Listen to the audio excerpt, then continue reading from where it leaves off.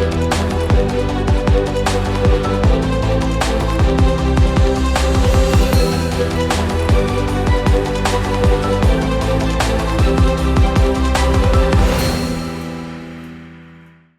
everyone, welcome back to the Rhonda Swan Show. Tonight is a very special edition of our show. In fact, each week I interview entrepreneurs to uncover their hero's journey and learn more about them so that we can grow and learn from their successes, their mistakes, and their failures.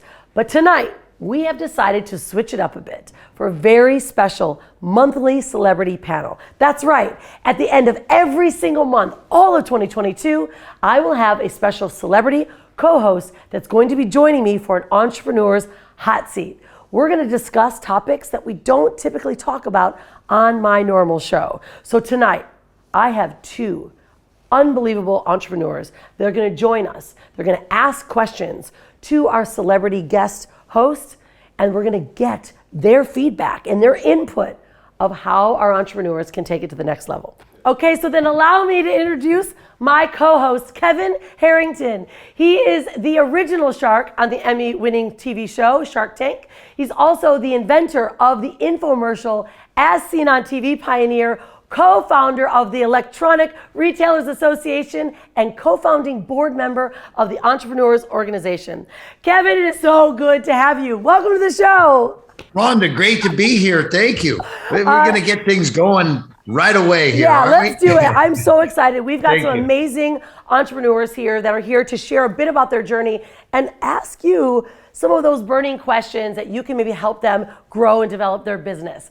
All right, so they're going to introduce themselves and then we're going to get rocking. How does that sound? I love it. Okay. It's what I love to do. All right. I love meeting entrepreneurs, so let's do it. So allow me to introduce my very first guest. Her name is Kristin Malta. Kristin is a mom of 4 kids under the age of 5.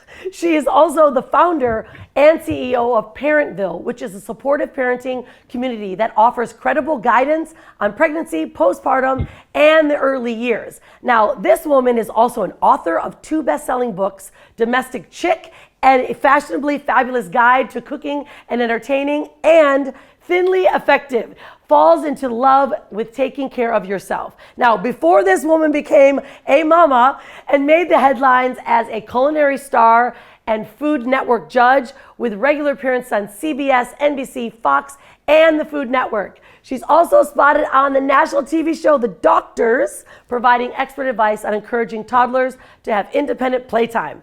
Kristin, there are so many things about you. Welcome to the show.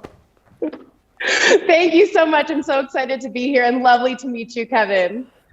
Great to have you here, Moa. You've got a lot of television exposure. That's pretty powerful. Yeah, powerful and a lot of hats. There are a lot of hats.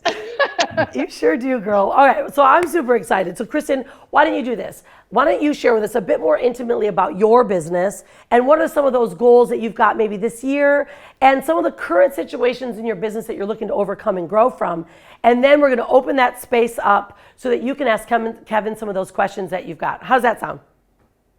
Absolutely, yeah? That sounds great. So I'll just jump right in. So my company is Parentville, Kevin, and basically this really grew and skyrocketed because of the pandemic, right? So many parents were feeling alone and kind of frustrated and really needed a helping hand.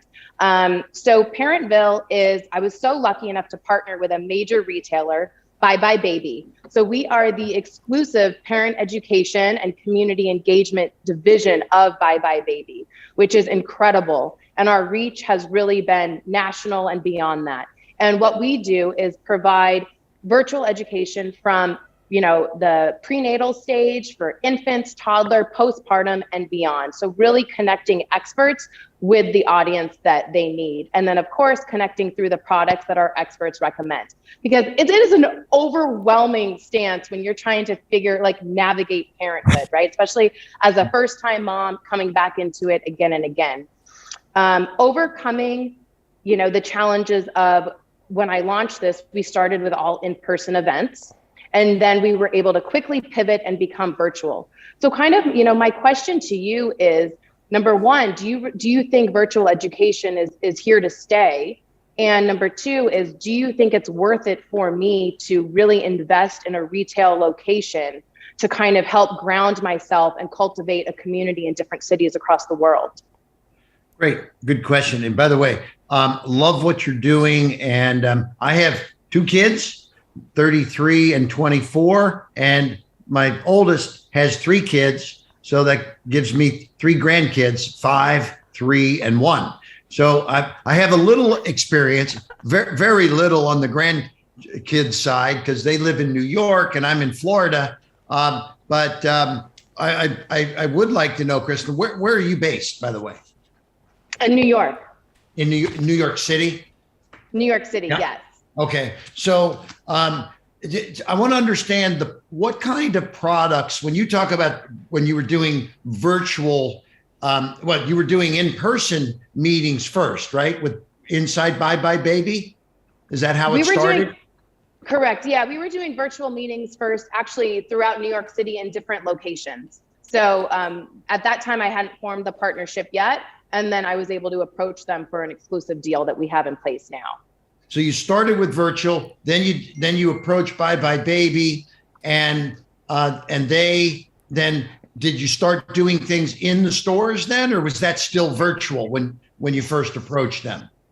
Right. So that actually was at the beginning of the pandemic, and that's when we kind of quickly pivoted and became virtual. So we started with them with a test with 4 classes a month, and now we're up to 29 classes a month, 29 events. And now that people are more comfortable kind of re-navigating back to in-person, obviously with safety precautions in place, that's, we're looking to open them up in the store. So doing events back into the store. But then I'm also curious about maybe the potential of a Parentville franchise here with an actual retail location where I have a play space for kids. We offer, expert credentialed classes. Maybe you have a cafe for parents. I feel like that is missing in the space. I just wanted to get your take on that. Yeah, I'll say this. One of the things that I love about virtual and what you're doing when you're putting your programs out there, you mentioned you're starting to expand and go outside of the area. Actually, I think I heard you say international, correct? Are you doing things, in other countries, right? So when I believe, I love the master class, what they've done. The world of virtual has, due to COVID, it changed many, many things. The year before COVID, I was in 32 countries doing live local events. The year after COVID, I was in one country, the United States. And so now that things are loosening up, yes, I'm starting to do a little bit of additional travel, but I do think the world has changed. Many events, and I mean, look at what Rhonda and I are doing right now. We're talking to entrepreneurs around the world without having to meet with them face to face. And so I would say that if you needed a flagship location for Parentville, right? That could be a very powerful branding, thing for your business. I mean, a lot of big retailers, they want a New York location, Fifth Avenue, Madison Avenue, whatever, they may be losing money on these locations, but they need it in order to keep, their global brand going. Now, for yourself, this could also be for you educational on learning what kind of products the parents need and want and are buying and all of that. But I still would say, I believe your biggest focus should be on expanding the virtual aspect. And the reason I say it is because people can come much easier to your website and buy something than they can physically attending. And I have my son and his family live in New York. They're still a little nervous about doing a lot of traveling and going to a lot of events and, et cetera, et cetera. So I focus on customer acquisition of customers to join Parentville. And if you can identify, running an ad on Facebook, Instagram, or TikTok that, hey, I put this ad out and I spent $1,000 on TikTok, but I generated $3,000 or $4,000 in subscription revenue, then you now have identified a customer acquisition cost to get a virtual customer that will then be part of your program. And I believe that is the future of what you're doing. Could you open locations? Maybe one to get started, and see, before you start franchising it though, you've got to have that open really almost a year, because franchising is all about taking what you've learned and now taking that and showing many others how to do it. It might be tough if you're just opening your own location for the first time, figuring out what are the elements that make sense. And so I would suggest focusing on virtual, maybe getting your one location open, use it as a pilot, a training center, a test center, product development, et cetera. And then if it's working, then you could look at a franchise or expanding into more locations. Yeah, Absolutely. I love that. Thank you. Kevin. That makes so much sense. Yeah, this is really good. And what I wanted to add on to that, Kristin, is how are you acquiring clients now? Is it through Bye Bye Baby? Is it through your own audience? Like, how are you actually acquiring your clients right now? Yeah, it's actually a little bit of both. So it is nationally marketed through Bye Bye Baby, and then with our Parentville network as well. And just to touch on that too, during this time, I have heavily invested in having a mobile application created, and so that is now just being uploaded into the Apple Store and Google Play Store, which is so exciting, and kind of touches to your point, Kevin, of really expanding that virtual audience and really focusing on customer acquisition and ease of use, definitely. Nice. Yeah, Kristin, do you have another question that you want to ask Kevin? You've got some more time here, sister. I do. Yeah. Okay. So Kevin, this one might be, I feel like I definitely, juggle so much, right? And what is your best piece of advice on really delegating responsibilities and letting go of that idea of, I can just do it myself? Yeah, that's a great question, because one of the biggest challenges I had as an entrepreneur, as a younger entrepreneur, I wanted to do it all myself. I didn't trust others. I didn't want to pay anybody else. And unfortunately, as I was growing my business, I started myself and a couple of people. That was it. And there was 3 of us to start. And this is back in the early 80s. All of a sudden, I had 50 employees, and it was crazy. But what I didn't do good in the beginning was I call it creating a dream team. And so this is what I recommend for every entrepreneur out there. Early on, I didn't have a dream team. I thought I was the dream team. Okay. I mean, I'm saying, way too much ego as an entrepreneur myself. When I first started, I thought, oh, well, I can't afford to pay a CFO all this money. But guess what? If I didn't get a good CFO, he wasn't paying attention to the money, and money was slipping through the cracks. Yeah. So I found I had a CFO that I saved $40,000 in salary, and he cost me $2 million in mistakes. Okay. So I want to get the best of the best, the people that I can afford, and just really focus on really powerful folks. So this is what I call creating this dream team. And so whether it's finance, operations, digital marketing, et cetera, this has really been my path for the last number of years. And in the process, I've then also empowered these folks, actually, in some cases, maybe giving a little equity to some of these people. So sometimes people, entrepreneurs, they want to own it. They want to own all of the business 100%. They don't think it's right to give up equity, but maybe you can create option plans for people to earn into some equity, giving them a sense of ownership and pride and being part of the business. And so this is why I love being involved in public companies, because public companies have stock and they can issue shares. And so I use a lot of times private companies in a similar fashion, and I'll actually take a private company, but create a stock structure and issue shares of stock or options in private companies also. So anyway, this is a little bit about what I found that I needed to get the right folks, and that's what my focus has been over the last number of years. Yeah, that definitely makes a lot of sense. So like when you're building out your dream team, right? Like, and what do you feel is the most important focus really when launching that company? Is it the CFO? Is it marketing? Is it product development? Or is that kind of really more structured towards your personal company and what you're looking to grow? I'm sorry, I had to jump away for 1 second. Would you ask? There's some noises happening in the background.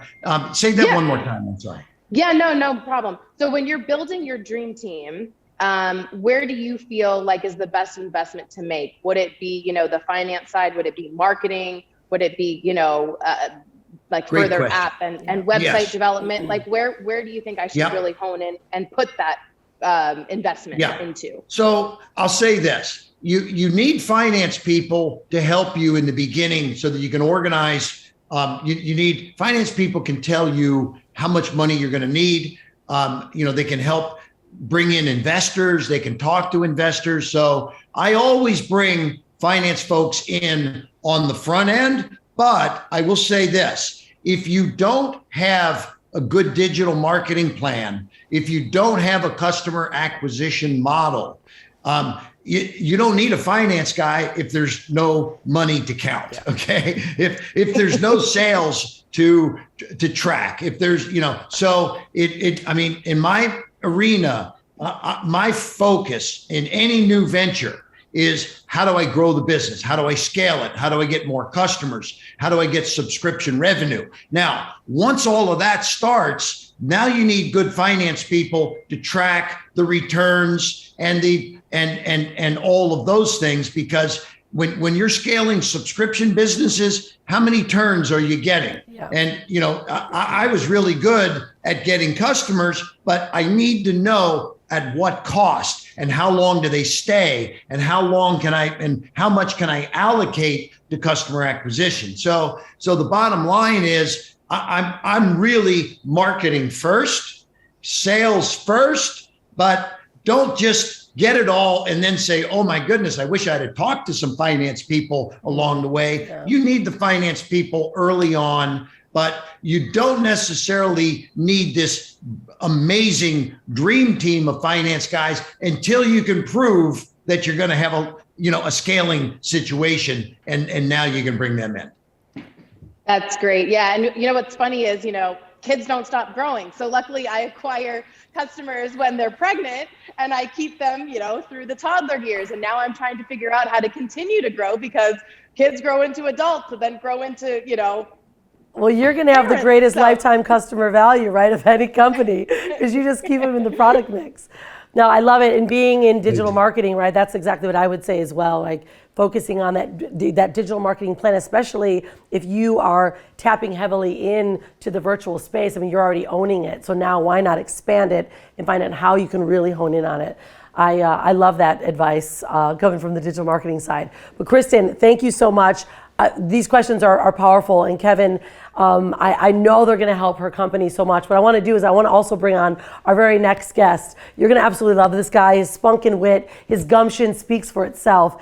And he's here with me right here in the studio here in Bali. So help me introduce Aren Bahia. He's a Canadian entrepreneur, speaker, coach, and a philanthropist who's lived a full spectrum life from literally growing up in a very rough area in Vancouver to a spiritual development in Asia. Aren's seen his world of shift from life on the edge in organized crime to meditation and yoga in the Himalayas, where he's learned to live a life of connection and compassion. Since starting his life over here in Bali in 2016, he's launched 6 different businesses in 6 years and raised tens of thousands of dollars for every year for underprivileged and mentally disabled kids here in Bali. He's a certified life coach specializing in helping entrepreneurs perform at their very highest level. He's also a 500-hour yoga teacher. I was like, how did you do all this? Meditation teacher, black belt kickboxer, and he's the founder of Karma House Bali, conscious arts tattoo Full Reset Coaching, and also the founding partner in Yogi Lab and Lighthouse here in Bali. This man has done it all and is still continuing to inspire. So Aren, welcome to the show. Thank you. I'm sorry the bio was so long. There he is. Pleasure to meet you. It's such an honor. Oh boy. Thank you so much. You got to tell him really the full backstory, because you say organized crime, but it's like a pretty, I mean, to get where you are today, it's like a pretty strong one. I think you'll appreciate this. Yeah, it's embarrassing now. You know, it felt like a lifetime ago, but it definitely, I grew up in a very, very rough area, and everybody around me was in an entrepreneurial way, just in a different market, you know, the black market. And that was something that I got sucked into because I really wanted to get into business. You know, it just seemed like that was my business option. There wasn't any other options for me as easy as this one. So I was like, I want a nice car. I want to be liked. I want to be cool. And this was the way. Yeah. I call that a magical transformation from organized crime over to what you're doing now. That's to helping people. This is amazing to hear the story. So how long have you been on the good side of business now? Since February 20th, 2016 was my flight out of Vancouver and to Bali. So yeah, that's been about 7 years now, something like that. So. What was it that motivated you to make, first of all, the move? And was the move simultaneous with the change in lifestyle? Actually, yeah, definitely. There was many rock bottoms. There was many intense times that I needed to actually have the shift. And there was many times where I knew I needed to do something bigger. There was a deeply spiritual side of me that I needed to have quenched. Like I needed to go down that yogic path. I needed to go down the spiritual path. And I felt spiritually poor. And, you know, I was doing good. I was making good money in the game. I was good at it. But, you know, all the fancy stuff. You're a conscious dealer. Yeah, I was like, well, I never, you know, screwed anyone over. I believed in karma in that game. My name was gold. You know, people would trust me with a lot. But I was unhappy and I was depressed. I couldn't do it. So, you know, it was really important for me to make that big shift. And I feel like I live a pretty dramatic life, very much so. And then I went deep into spirituality, doing a bunch of weird stuff that the guys from my neighborhood would definitely question me for. You know, all the yogic stuff, all the meditation stuff, all the tantric stuff. So I went in deep that route. And you know, my confidence always remained the same, where I think I could do anything. I could pick something and I could learn it and I'd give it a shot. And so I did it out here with businesses and they were instantly very successful. And I was like, I could get this. But when COVID hit, it was hard. My brick and mortar businesses got crushed. So it took me a while. I needed to adapt. Okay, I went more into coaching and into speaking and into consulting other businesses, launching other brands. And on September 11th, last year, 2021, I almost died. I got hit by a truck while I was on my motorcycle. I broke both my legs, my pelvis, my elbow, my helmet exploded. I was nearly bleeding to death, and the artery in my leg had severed. And I had to control the whole traffic scene in a third world country on my back, thinking I was almost paralyzed. I couldn't move. And thank God I made it. But since then, it really hurt my confidence, and that's what I wanted to talk to you about. I'm actually your son's age, and you know, I feel like I lost my sharkiness, if you will. I feel like I lost some of that I can pick anything and do it attitude, where I need to get back into business, and the businesses, the brick and mortars that have suffered during COVID, I need to put the energy back into getting them up and running again, but I'm just not the same guy right now. What would you say to me to give me back some edge? So do you have locations that you had opened? You have two, and now are they closed right now? They're both open, and I had closed one for about 8 months during the hardest part of it. But here in Bali, you pay for the lease 10 years up front. So I had cashed out. I actually paid the lease on one of them February 2020. So literally a month later, the airport closed, and obviously I had no idea that was going to happen. So I plunked out 4 years worth of cash of lease to nothing. I was like, oh. Yeah, wow. So now you're back. Your one location is open. Are you in full swing yet? Or how are you getting customers to your location? And do you do you have a virtual business, or is it just an in-person business? Well, the two brick and mortars are only in person. They're tattoo shops, so definitely in person. And those are the ones that were my first babies. I have online businesses and an online education now, and I'm consulting other companies in the online education world. So I'm excited about those. But these two businesses, those two brick and mortars, were actually little mini cash cows. They did great, and they were my babies. You know, they were my first passion projects. So they're both open, but they rely 100% on tourism. Well, 90% on tourism. And so now the island's opening back up. The world's slowly opening back up. You know, COVID's hopefully out the way. I need to get prepped into getting customers again and getting that traffic back in the door. So, I mean, I think I have some thoughts comes to mind in that when you just keep going like this, it's, you know, that's not a good thing. You know, I like to see businesses go like this, right? And so it's important that COVID has hurt a lot of businesses, and people started tending to just stop doing some of the things that they used to do. So it makes me think that maybe there is sort of a grand reopening that you might be able to have, right? I think you said one of them's open, one of them isn't, but you know, for your existing one that's open, maybe there's some kind of an event that you could put on. And it's sort of, you know, it's the post-COVID relaunch or whatever, but, you know, maybe get a couple influencers, you know, create a little social media around it. I would run a few ads, and, you know, you can buy ads cheap on Facebook and Instagram and TikTok, and get a couple of influencers, maybe as part of this relaunch, rebranding, and I think you could put press releases out. Maybe you could get, and you're based in Bali, right? Yep.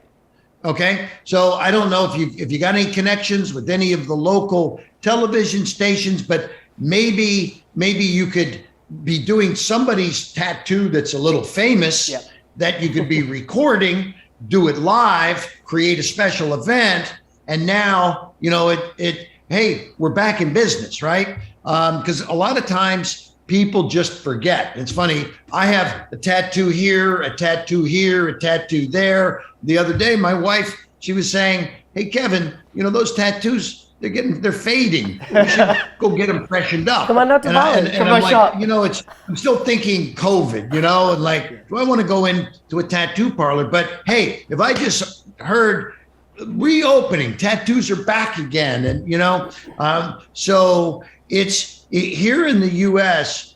We've got, you know, I hook up with the local radio guys, with the local television guys, and create some kind of a story and a little excitement around it, and I think that something like this could be fun. Get some influencers going and give you a reason to celebrate. No, that's great. I love the idea. That's quite inspiring. But I'd love to get your opinion on the confidence aspect of it, like the aspect behind the motivation to get back into business, like your edge. Have you ever lost your edge in business? Have you ever gone through a dark night of the soul, or, you know, something cataclysmic in your life? How'd you get back in the game? So, I mean, for me, in the earlier days when I only had a couple of ventures, a couple of equity stakes, if one of them would go down in a bad way, it would take the edge off. Okay. You know, it was not fun. Right. But at a point in my life, I learned that, and there's a famous man named Winston Churchill that says success is being able to go from failure to failure without the loss of enthusiasm. Okay. And it's like, wait a minute, you're going to fail, but you're going to get enthused about it.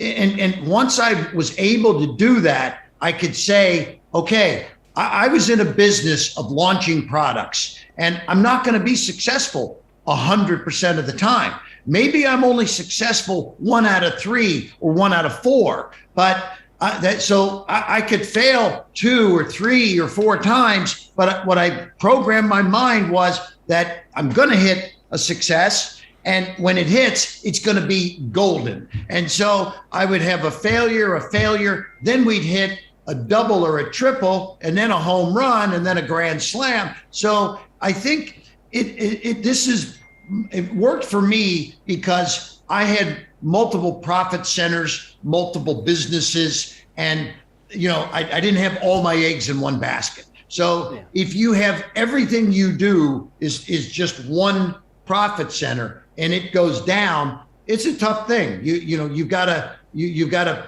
understand how to deal with that. But this is why I say, don't keep all your eggs in one basket. This is something my father used to tell me. He was in the restaurant business, but he had a vending business and he had another business and a repair business, because he said things go up, they go down. So this is for me, I'm involved in a couple dozen investments, businesses, boards, advisings, etc. And I recommend you do something similar, because I know you're in the tattoo business, but you also have an empowerment side of what you do too.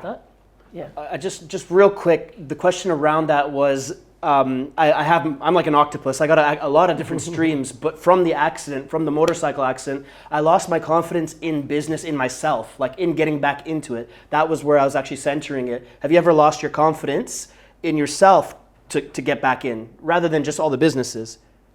And that's what I was saying. Sure. Is that when the business, I had a Chapter 11 in 1991, totally destroyed me. In terms of my confidence. Yeah. But I had to get up and say, all right, I need this. This is a significant asset that I have, and there's only one person that's going to be able to turn this thing around. And so I went in a Chapter 11, made a pitch to the judge to take my offer to restructure the company. And I said, I did it in 45 days when they told me it would take years. I said, I need to use the same energy and functions of business to get out of Chapter 11 that I used to go build a very successful business. So that's what you need to do. Is you became a very successful, confident, powerful player. All of a sudden, you get an accident. It's hit you, and you're now dealing with adversity. But you have the ability to be back on top. So you need to program yourself to go back at it and use the same techniques and confidence that you used to build yourself up in the beginning to get out of the funk that you're in. And the day that I filed Chapter 11, I felt like the world was over. But 2 weeks later, I had a clear path to getting out of it. And boy, my confidence was back. And I had my team around me to help support me get through it. And we came through with flying colors. So good luck to you. And I know you're going to get there. You were there once. Use the power that you used to get there to get out of the funk and get back. Yes. Thank you so much. Kevin, you are legendary. Right. I know that you have to go. Thank you so much for your time. You're amazing. Keep shining, and we will keep doing the same. Thanks, my man. Fantastic. See you soon. Being here for both of you guys. It's great meeting you, and let's follow up with everybody. Absolutely. Thank you, Rhonda. Thanks, Thank buddy. you, everyone. Cheers. Take care. Bye, Kevin. I love it. See you later. All right, Kristin, Aren, wow, like how powerful is this, right? Like to literally sit here and get advice from Kevin. And you know what I loved about him is that he really took the time. Yeah. It wasn't just he wasn't answering the questions.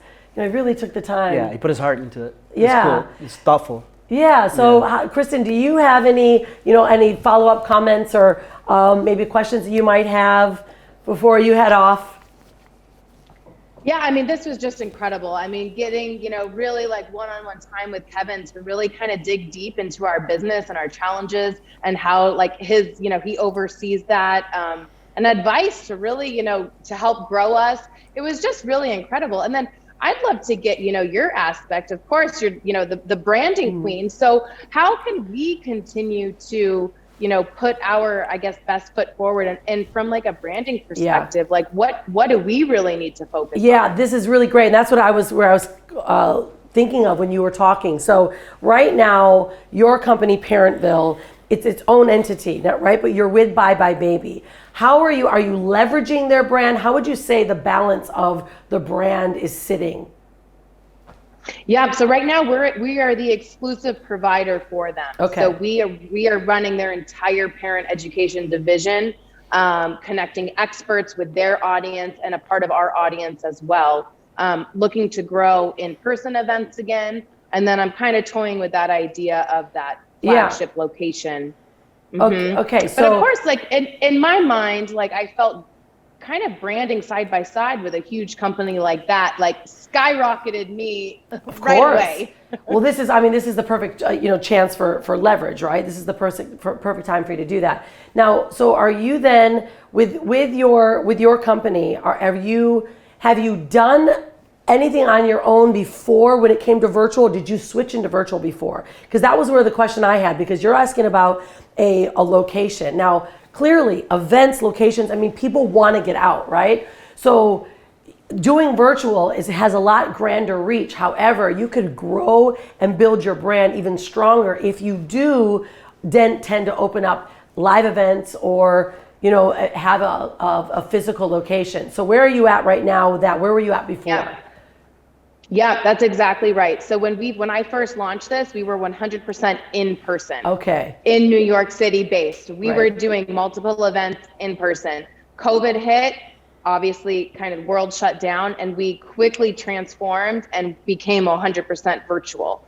So now I feel like we're at that phase where virtual has really kicked off. Yep. And that makes sense, obviously, to grow that. I invested in an app that's coming out soon, the Parentville mobile application, and now kind of reintroducing in-person events as well, because parents need this. Well, this is the thing, Parenting right? is Like hard. we know some of the biggest and best selling comes from stage. It may not mean that you need your own physical location. Maybe it's that you have your Parentville events, right? Then now you can have ticket prices. They can come forward. You can do, workshops. You can do something similar as you're doing master classes. That could be a really good test for you to do, like a Parentville event. You bring your audience in, you invite them in, you can live stream it as well. And instead of having a physical, you could actually have an event to really start testing that. Are there any other competition that you've got right now that is doing exactly what you're doing? Because I looked and I actually couldn't find anyone. Yeah, no, so there's really, some people are doing standalone things like this, but nobody really paired with a national retailer, because what we're able to do is provide that education with our experts, but then also funnel you to the products you actually need to make your life easier. Yeah. So that's kind of how things have come full circle. Right. Yeah, well, I would really look into, testing the market, right? Because I tell you, when I built my whole company on live events, me going and speaking, sharing what we do on the branding and the PR side, right? Like that's how we built my company. However, when COVID hit, of course we were all completely virtual as well. And it did explode because I wasn't moving around a lot. So I was able to focus. I was able to actually see what people really wanted from us. So before we were a bit all over the place, now it's like we really honed in. So that could be a really good piece of advice for you to go, okay, what did they want before? What is that one main thing that we could really do that we could deliver in person to really see what that audience wants? Absolutely. Thank you for that. Yeah, for sure. All right, so Aren, what do you say? Is there anything more that you want to add or comment on? Cassie, small question? Yeah. So, in the time between, when COVID hit, I got asked to do a lot of different projects for other friends. Yeah. Like Lighthouse with Monty, Yeah. the Made Hot platform online. I'm putting into a consultant role, and they're giving me equity to build their businesses. Mm-hmm. I love launching things. It's super fun for me. I enjoy it. But, it's diverted energy away from me building my brand and my projects. And it's kind of easier to do other people's projects. It's less risk. I could just be like, yeah, do this, it'll work, and I don't have to take the risk of it. But obviously, I want them to succeed. I'm a partner. Yeah. But my babies that have my namesake on them, I need to put more energy into them. What would you do in my scenario? How much would you allocate your energy into? Yeah, we see this often, right? Yeah. We see some of the greatest entrepreneurs, right? Then they turn coaching, and then all of a sudden they become consultants to someone else's company, because it is easy. Hindsight is easy to see the problem that someone else has, right? And that is a beautiful thing, to be a high-level consultant. However, it really depends on what you really want inside. Like, what is that ultimate goal that makes you feel so juiced up in the morning? Is it you helping someone else build their brand? Or is it you actually taking that time and maybe losing some of that mojo momentum and actually putting the energy into building your own brand? You know, I mean, I think that can become, that's like the expert entrepreneur's conundrum, right? You're so good at what you can do, and everyone's like, I want your advice. And all of a sudden you're giving all your best advice to someone else, and you're like, I always say, well, where's the revenue line, right? That's part of your philanthropic giving, but then what are you really looking to achieve? Like, where's the revenue line going to come for you, right? And some people decide, I want to be a full-time consultant, but then they lose that mojo of having that entrepreneur's drive, having that failure, having that difficulty, right? That's what we love as entrepreneurs, right? We love that drive that helps us make decisions. You know, so I think it's really about that balance, you know, like what's pulling you, what's in the heart right now. Yeah. Thank you. That's very valuable. I'm definitely gonna meditate on that. Yeah, but you know, it's really good. I appreciate both of you so much for being here. I mean, this was a really special episode, and having Kevin here is really special. And you know, it's like we can only get to the place where we can go, and then when you have someone that actually has done so much more than all of us, takes the time to give us their advice, that's true entrepreneurship, and that's true giving, and that's where the humbled heart comes, that I love so much from an entrepreneur, and why I love Kevin so much. So thank you both for being here. Thank you for sharing, for the gifts that you are giving to the world, to the changes that you're making in parents' lives and in children, helping them truly become unstoppable, right? And so every single month, I'm going to be hosting these celebrity panels.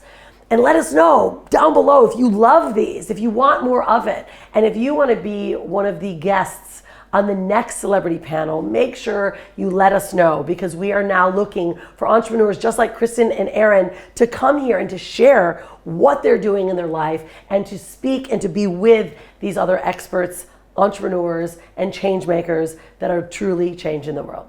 So thanks for being here on this episode. We look forward to seeing you next time. Don't forget to be unstoppable and stay wild. See you next time.